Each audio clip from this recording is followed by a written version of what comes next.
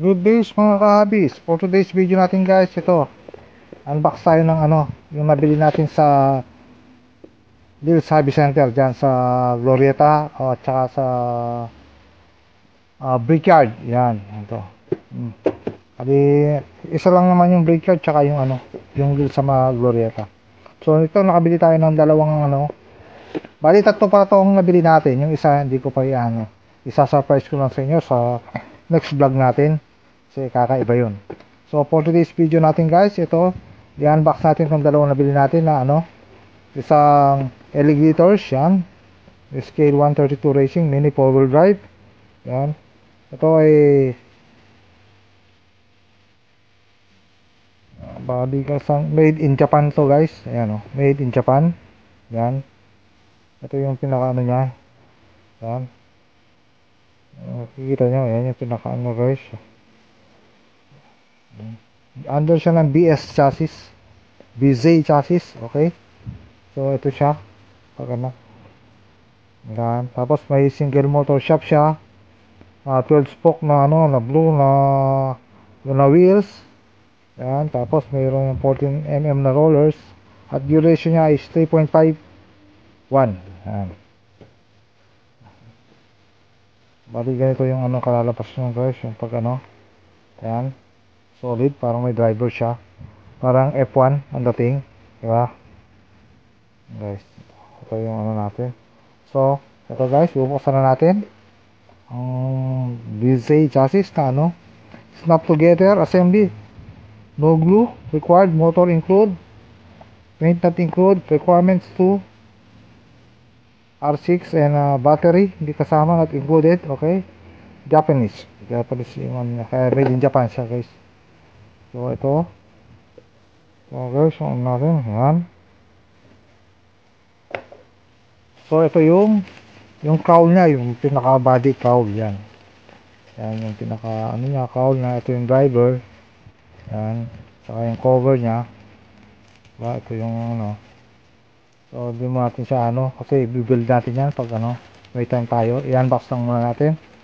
Ito yung mga cover nya sa motor yan. Tapos yung rollers tapos yung mga party tsaka yung rear. Tapos yung on off switch. Tapos yung ng battery, okay.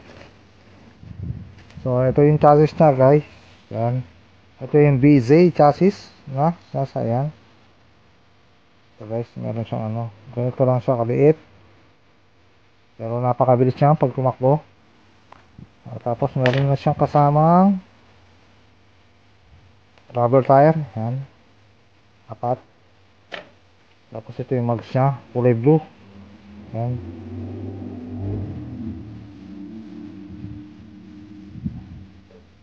So siyempre nandito yung manual niya. Ayan kung paano siya i-build yan. Guys, nandito yung manual niya. Kung gagamitin mo, screw, pliers, cutter yan. Ito yung mga gagamitin mo yan. Sunod-sunod naman to guys, madali lang siya ibuo. Kung familiar na kayo magbuo dati ng Tamiya mini 4-wheel drive, so madali na lang sa inyo to. Basic na lang to, basic yan. So atin basic na lang to, kaya hindi natin kailangan to manual. Ito guys, yung mga manual nya. Tapos ito yung pinaka niya, yung decals nya, yung sinasabing sticker yan, para maganda siya diba? Ito. Tapos ito yung pinaka huli, yung motor yan. Yung motor, tapos shop. Ito yung propeller shop nya.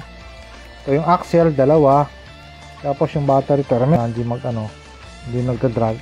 Saka sa mga washer, mga screw nandito na rin. So package na siya guys, pwede mo siyang paanda rin kagad kasi kasama na siya yung motor lahat.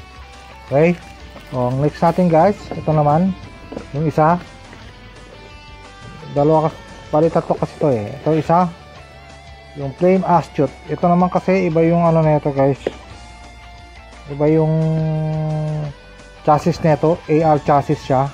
So ang pala nito guys is made in the Philippines yan. Wato sa Pinas, sa may Cebu yan, may factory doon ng Tamiya yan.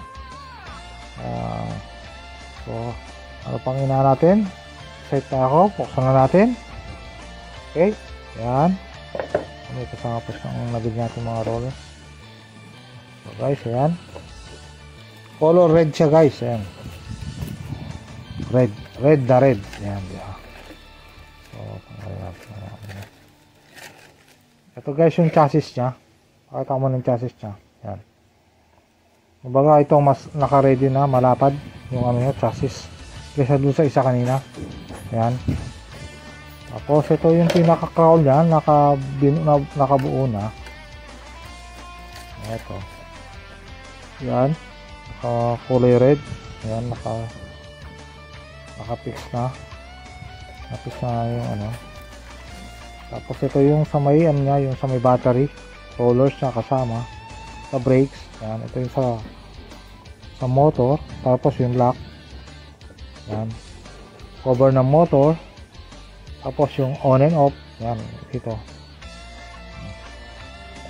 Tapos may kasama siyang rubber tire na small diameter. Yan. So yung pinaglagyan ng ano, yung crown, yung pinaka-covered niya. Tapos ito yung mag siya, kulay black. 5 spokes, yan. So parang ano din, kasama yung ano yan, may service manual din siya. Yan. Tulad ng kanina. Tapos meron pa siyang decals. Ito yung decals niya. Sticker yan. Maganda rin. So far so good. Ito yung ano natin. Ito yung axle niya. Dalawa. Tapos propeller shaft. Tapos may grease. Battery terminal. Yan. Tapos gear ratio nito is ano bang gear ratio nito ang nakalagay dito? Ratio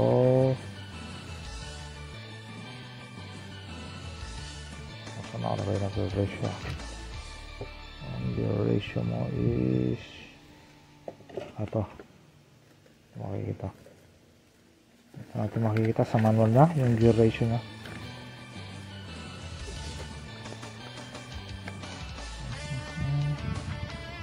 G8 gear ratio nya is ano magtugot ng sticker. Yan, napabag yung ano na. Ano rin siya? 3.5 din siya. Kasi yung kulay, ayan o. Blue at saka yellow yung ano. Okay. Kasi na kayo guys, na ano ako. Nalito. Yan. So far so good na. Ito. Pag ano, ibubuo natin to. Isa-set up natin. Meron na tayong mga tune-up parts na nabili. Ano natin. Dito pag ano, yung i-build natin to guys. Itong dalawa. So ito meron tayong brakes. Yan. Nabili natin yung brakes. Yan. Tayong rollers. Yan. May rollers na tayo na ano. Low friction na blue. Yan. Parang ano. Saka yung FRP. Yan. Harap. Tapos yung mga low friction tayo na ano. Yan. Mga rollers. Yan.